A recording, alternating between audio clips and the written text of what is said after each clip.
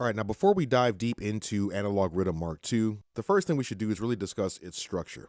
Some of you might be very new to the Elektron universe, and if you never used the first Analog Rytm, it'll be good for you to just have an understanding of how everything is set up. So let's discuss the hierarchy and how things are laid out. Right now, what I'm looking at, I have a kit that is loaded. These are the sounds in this kit, and there is a pattern that's been selected.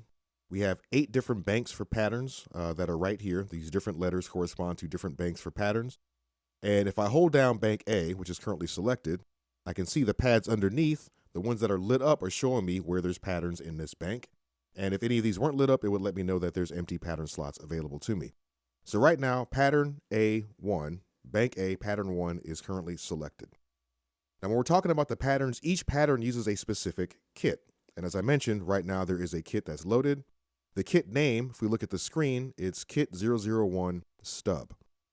Now I'm going to play this pattern really quickly. So that's pattern A1.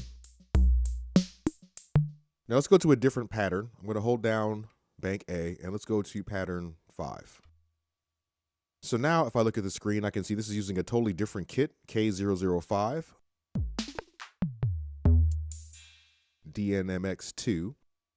And if I play this pattern,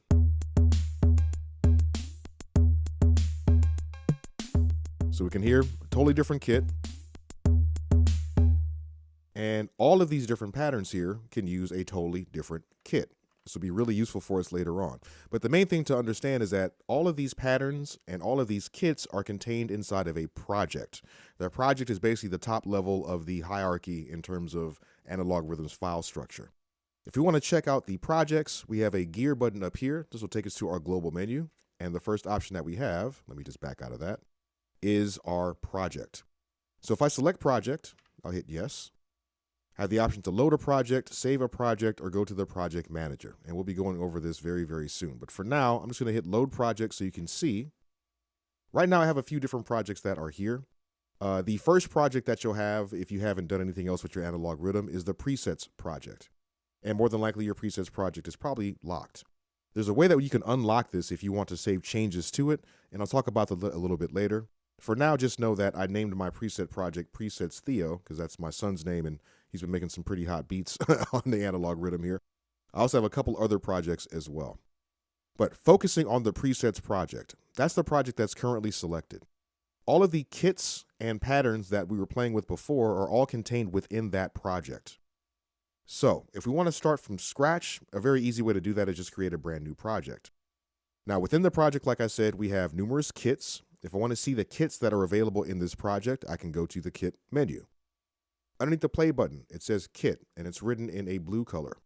Our function button is blue. So anything that's written in that blue color can be accessed by holding function and pressing the appropriate button. In this case, I'll go to the kit menu and here we are.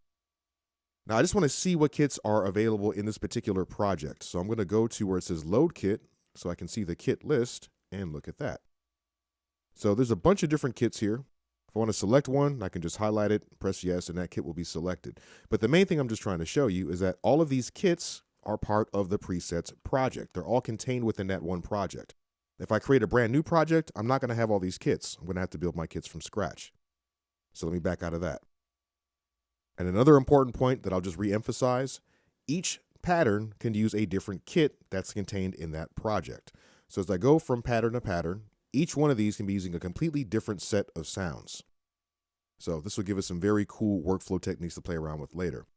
Also, any samples that are contained. If I go to my sample page right here, right now, it says off underneath the sample slot list.